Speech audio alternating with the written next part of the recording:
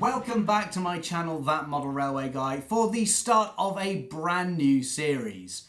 Christmas has arrived on the channel again, as is evident by my jumper, and this year I've got a really special project in mind where I'm going to attempt to build a model railway to run round the base of a Christmas tree.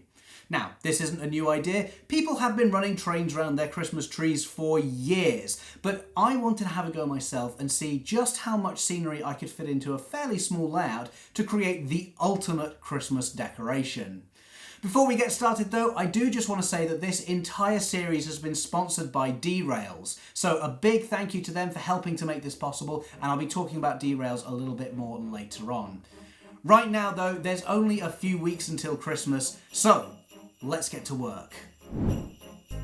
We start of course with the baseboard, and with this being a Christmas themed layout, I decided to follow in Santa's footsteps and hire an elf to do the main construction work for this. Now, since it's going to sit underneath a Christmas tree, it's going to have to be a small layout.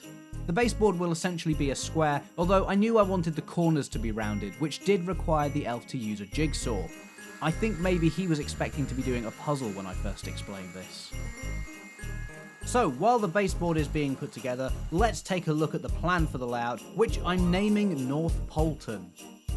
The Christmas tree itself will sit in the centre of the board, slightly towards the back so that I can fit in as much scenery as possible. A circuit of track will run round this, and I'm going to use radius 1 set track just to keep things really simple.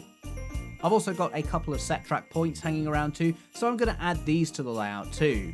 The one at the front should be long enough to hold a loco or a wagon to add a bit of interest to the layout. Meanwhile, the one at the back will be a hidden siding behind the scenes. Not content with this though, I'm going to also add a second track inside the main circuit, and this will be a 009 narrow gauge railway. My plan here is to have a loco and wagon shuttling back and forth in and out of a small goods shed, or perhaps it's a present sorting facility. On the right hand side of the layout will be a small station halt to serve the nearby village of North Poulton, and that'll be up a slight incline overlooking the railway. This gives me a nice opportunity for a street scene consisting of a church, a few houses and a pub on the very end. Then at either side of the layout, the road will be carried over the railway by a couple of bridges which will act as a scenic break to allow trains to enter and exit the scene. The whole front part of North Poulton will be fully scenic, and not only that, I'll be adding a layer of snow over the top of it too to really give this layout a winter theme. There's a lot to do before Christmas though, so let's get started. My elf has now finished work on the baseboard. I don't think he lost too many fingers, and you can see the finished baseboard here, which is ready to have the track laid on it. Like I said, I'm going to predominantly use set track, partly because I want this to be a fairly quick build, but also I think it's a nice nod back to the train set origins of this layout. Now you can see I've got some bridge kits here which I'm partway through building, and I'm going to use these to figure out where the track will go in relation to these. You can see I'm marking where the bridge will go, and this means I can position the track in such a way that the rolling stock won't get caught on the sides when it goes round the curves. I'm also going to mark out the position of the tie bars on the points, and this is so I can add point motors underneath once the track is laid.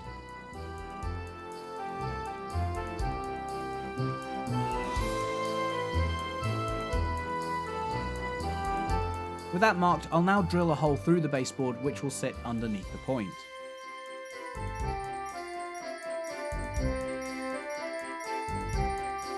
Before I fix the point in place, I'm going to give this area a quick coat of grey paint, and you can see I'm just mixing this up using some white acrylic and a little bit of black. Now this will make my life a lot easier when it comes to ballasting later on. The plain track is fairly easy to do, but the points can be a bit more tricky, and so if there are any accidental gaps in the ballast, it won't show up as much if there's a layer of grey paint underneath.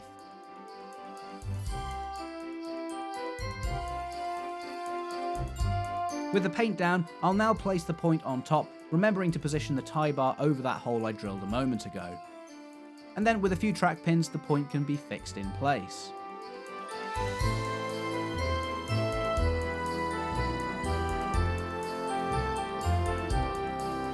You can see I also did the same for the point at the back of the layout too.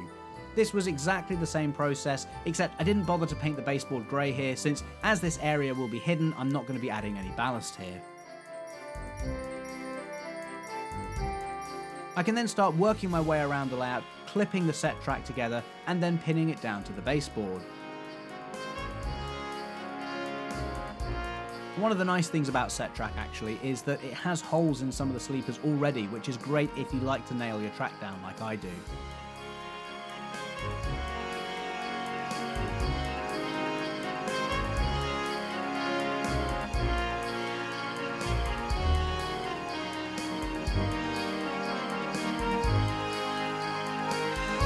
Now for the siding, I decided I wanted to use flexible track here just to give me a bit of extra length.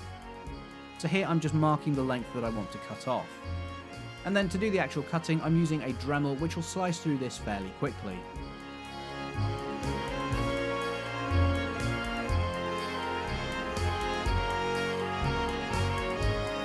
I managed to cut the rails with the Dremel, but somehow I missed the plastic webbing that holds the sleepers together, so I'll just cut this now using a knife. Unlike the set track pieces, Flexi Track doesn't have any holes in the sleepers, so I'll first use a pin drill just to make a quick pilot hole. Then the nail can be put in place and the track can be fixed down to the baseboard.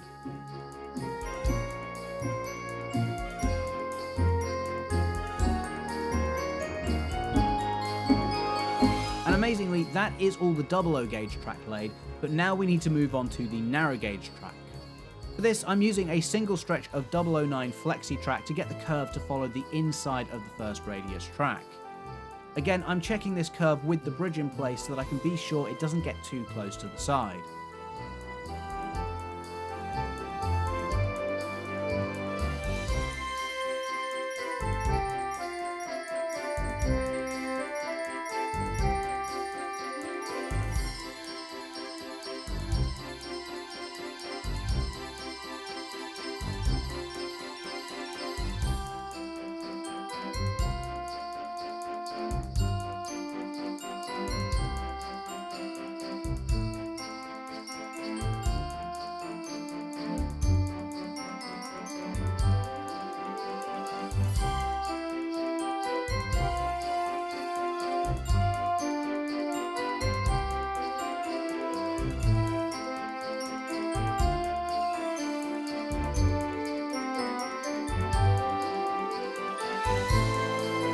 So with the narrow gauge track now fixed down, I've got the bridge back in place, and you can see that the two lines fit neatly underneath.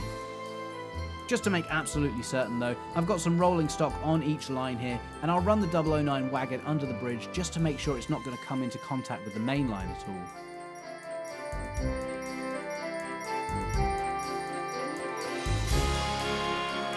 That all seems to be fine, and so now I'll continue on with laying the rest of the 009 track.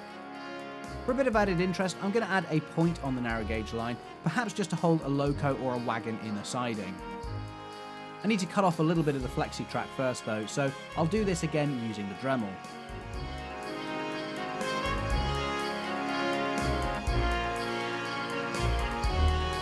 For the point, again I've marked out where the tie bar will be, so now I can drill a hole for the point motor. And in this instance, I'm drilling the hole slightly to the side just because of where the point motor fits onto the 009 points.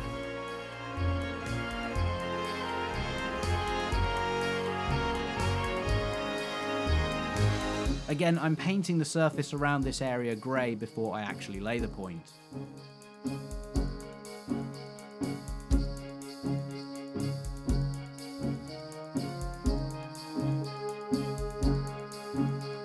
You might notice that I've got insulated joiners on one end of this point, and that's because I'm actually using an electrofrog point, which works in a slightly different way than the insulated points. Mostly though, I'm going to use these to create different sections for the automatic shuttle, so that after the loco passes over these points, it will automatically start to slow down and come to a stop. You can see as I add the track for these sidings now, I've actually soldered some feeder wires onto the rails already. On this long section, I actually have a red wire on the very far end of the track too, and this is just a bit of a backup in case I need to reduce the length of the block later on.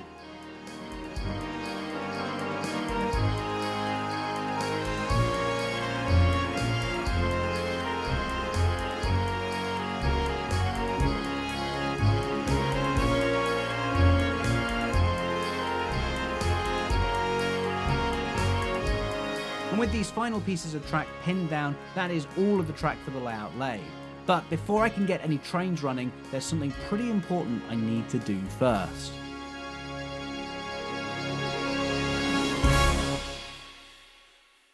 So, with all of the track down, that is a really big job completed already, which is great because obviously I need to get this layout finished fairly quickly if it's going to be ready for Christmas. Now, if you're enjoying this video so far and want to be the first to see new episodes in the series, then please do check out my channel membership. Members are getting early access to this series, and in fact, episode 2 is available right now. I'm also sharing updates from behind the scenes throughout the project, plus you also get access to all the usual bonus content from being a member too, like access to the members feed where you can ask me questions, helping me choose what locos I run in videos, and there's also an exclusive wallpaper that comes out every month too. So, after you finish watching this episode, if you're excited to see what happens next, click the join button below this video and you can watch episode 2 straight away. Like I said earlier though, before I get any trains running on North Poulton, there's something very important I need to do first, and that is the wiring. So, I need to be able to connect my controller to the track, and a pretty foolproof way of doing that is to solder some feeder wires directly to the rails. I'm keeping the wiring simple for this layout, and so the 00 gauge line will only have this single feed. The way I position this means that power can be fed through both sets of points, and switching them will isolate those sections too, so I can hold locos there if I want to.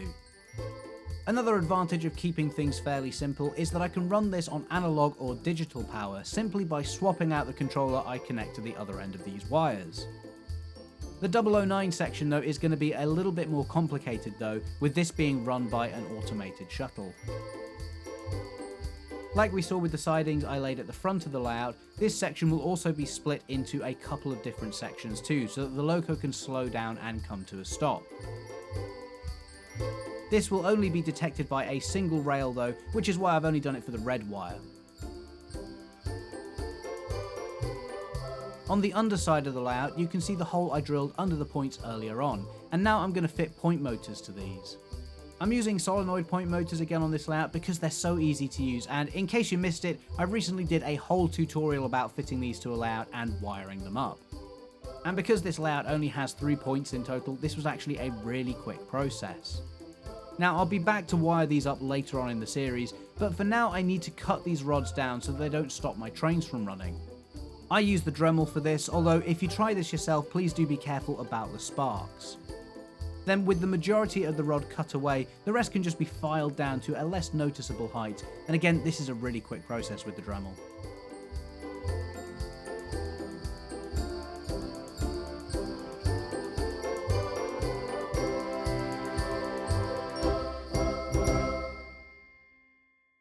So with the track laid and wired up, it's finally time to run some trains.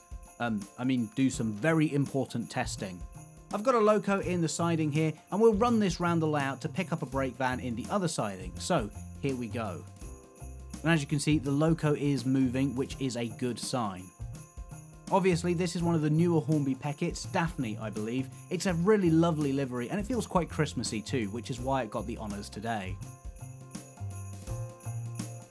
So Daphne has completed the first half of the loop. Hopefully we can now run her into the siding and pick up the brake van. And there we go. So now that we know that that second siding is working too. With the brake van attached, let's send this test train off around the layout for a couple of laps just to make sure everything is working as expected.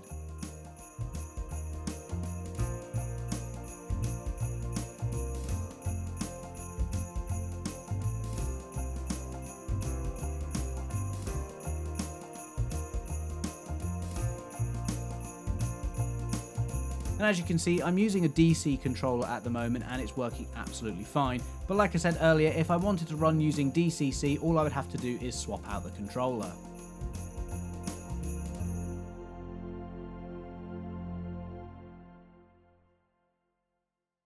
So it's great to see the first trains running on North Poulton already, and I'm so pleased with how much progress has been made so far.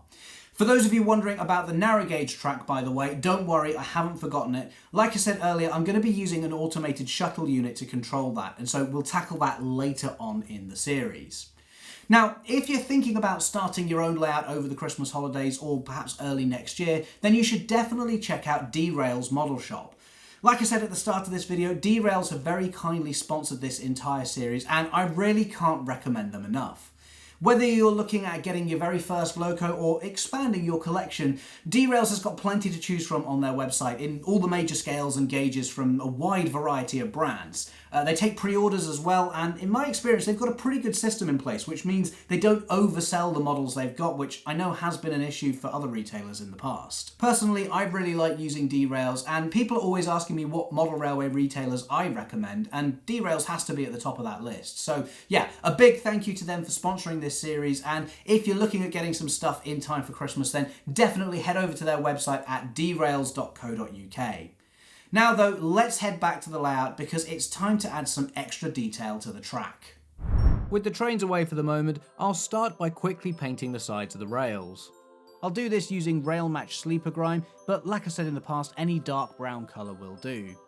This essentially dulls down the sides of the rails, which makes them look a lot less shiny and toy-like, but it also has the side effect of making the Code 100 track look a lot finer too.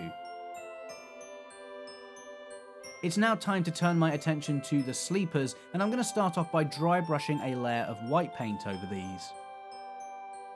Now I'll admit the white does look a little bit strange here, but this is just to pick out the detail, and I'm going to build up several different colours here to tone down these plastic sleepers and hopefully give them some variation.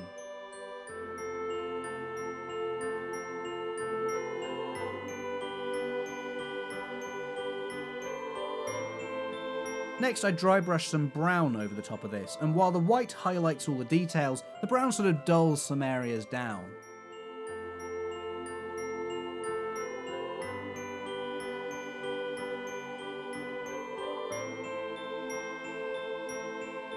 Finally, I finish off with a layer of black, again dry brushed over the top, and this just blends everything together.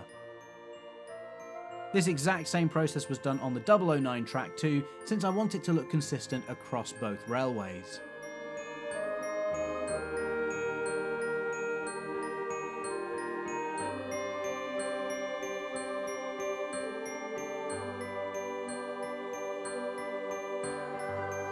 You can see that the bridge kits have now been painted up too, and I did this by giving them an overall base coat of orange for the brick colour, with dark brown dry brushed over the top just to significantly tone down that brickwork and give it some variation across the bridge.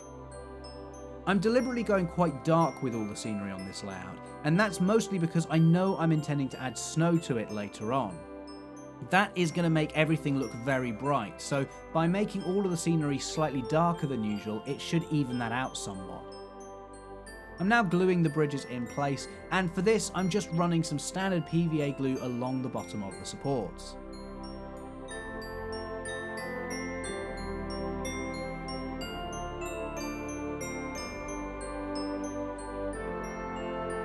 With the bridge placed in position, again I'm just going to check the clearance of this with the Hornby 6-wheel coach just in case it needs some final adjustment. And now that I know that the coach is fine going under the bridge on that curve, I'll use some weight on top of the structure just to stop it from moving around while the glue dries. This whole process is then repeated for the second bridge.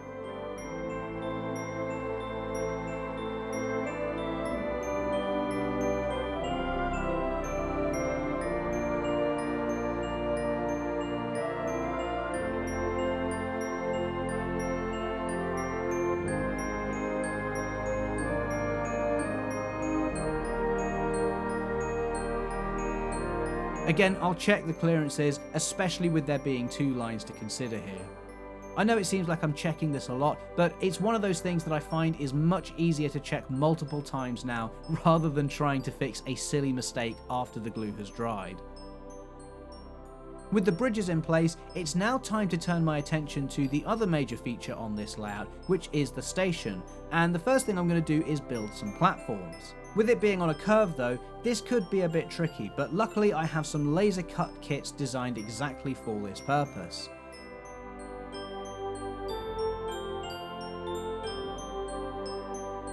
I've already marked out on the baseboard where I need the platform to go, partly to make sure it's the correct distance from the track, but also so that it stops just before the bridge. You can see these kits look really great when painted up too, and again for the brickwork I've given them that orange base coat with a dark brown dry brushed over the top.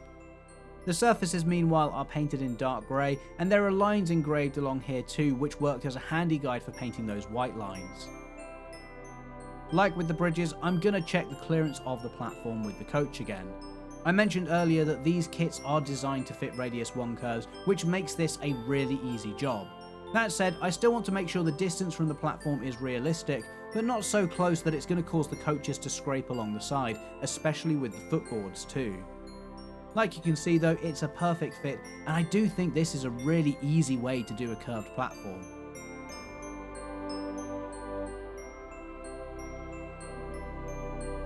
With that all sorted out, I'm now going to put weights along the length of the platform while I wait for this to dry, and that is the majority of the work on the platform done.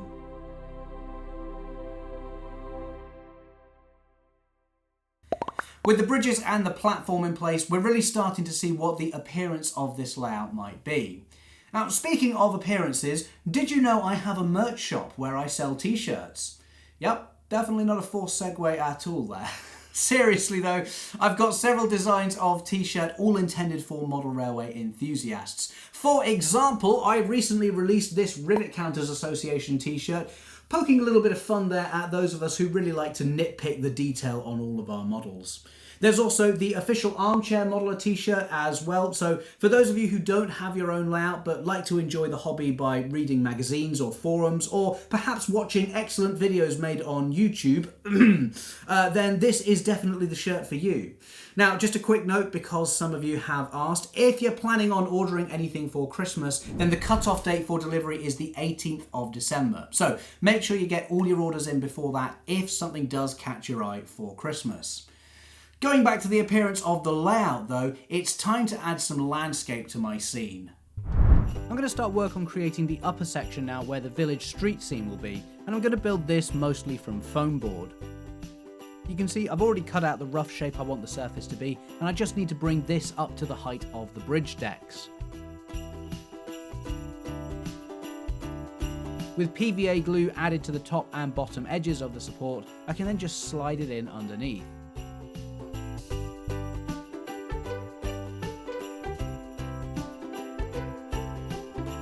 I do, however, need to make sure I leave space for the legs of the Christmas tree. The base of the tree will actually extend underneath this hill, and so I put a support either side of where the central leg will go to leave space for it to slot in.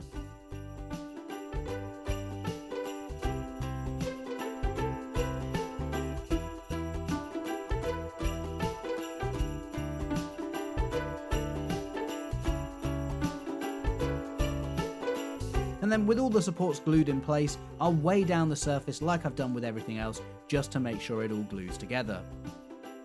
And with that, the majority of the groundwork is done, so now it's time for some of the first scenic elements to be added to the layout, and that begins with ballasting. For this, I'm using my usual Woodland Scenics medium grey ballast that I tend to use on most of my layouts, mostly because I have plenty of it hanging around. As always, I'm adding this dry, and I brush it into position between the sleepers and around the track. I'm also using this same technique to ballast all of the 009 narrow gauge track too.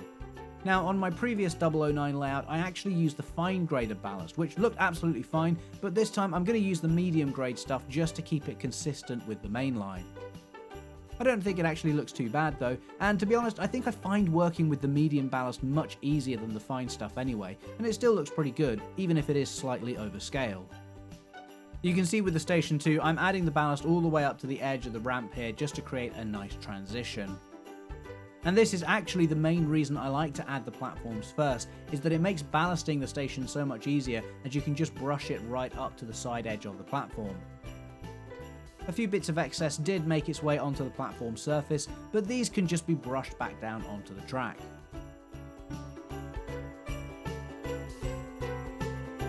Ideally, I don't want any ballast on the sleepers or the rails, and one easy way to rectify this is to tap along the rails with the end of a paintbrush or a pencil. This causes the ballast to vibrate, and any random particles that happen to be in the wrong place will generally settle in the gaps between the sleepers.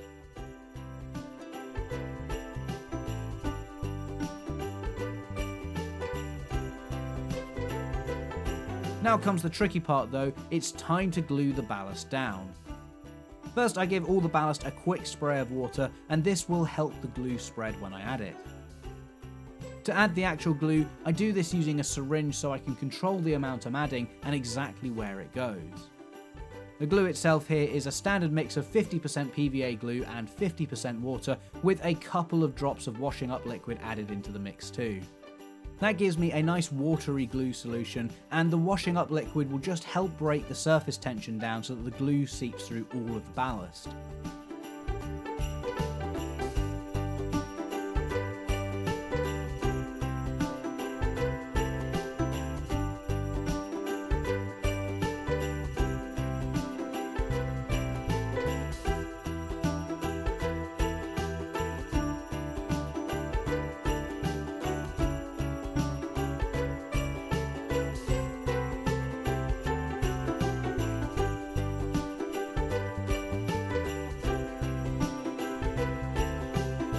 You'll notice I have some masking tape along the sides too, where the ballast gets very close to the edge, and this just creates a barrier to stop both the ballast and the glue.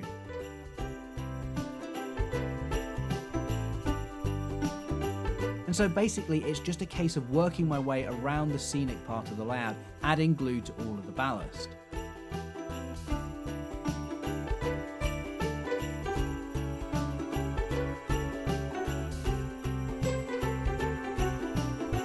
As always, this will take some time to dry though. Usually ballast needs to be left overnight, but honestly I try and leave it a full day or two just to make sure it's completely dried all the way through.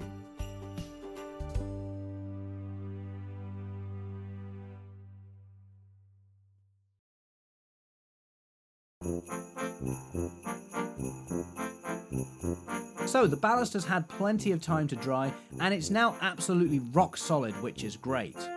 It's time to peel away the tape I was using to contain the glue, and as you can see, this is a very satisfying job. Of course, this bit on the left hand side did get a little bit stuck in the tinsel. I'm not quite sure I thought this one through when I put that there. Overall though, I've got nice clean edges all around the layout and the glue hasn't run.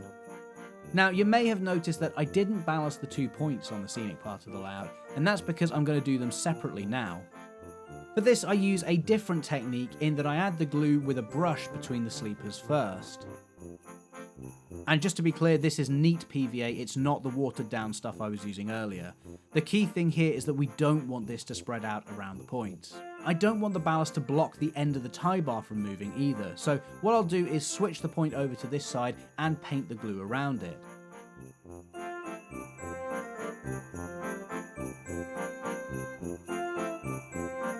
I can then do the same on the other side, and this means the ballast won't stick anywhere it's likely to impede the tie bar from moving side to side. With all the glue added, the ballast is then just sprinkled over the top in very light amounts. I'm just using my fingers for this as I really want to keep the excess down.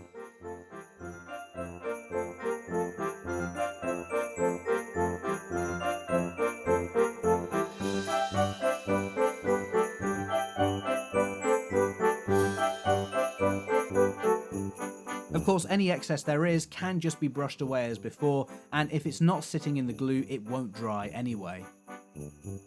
You can see I've also added PVA around the 009 point as well, so I'll add the ballast to this area too. Again, this will take some time to dry, probably not as long as the watered down PVA, but it's still worth giving it some time just to make sure everything has set properly. And like I said earlier, any ballast that wasn't in contact with the glue will still be loose, so I can now just clean this up using a small handheld vacuum.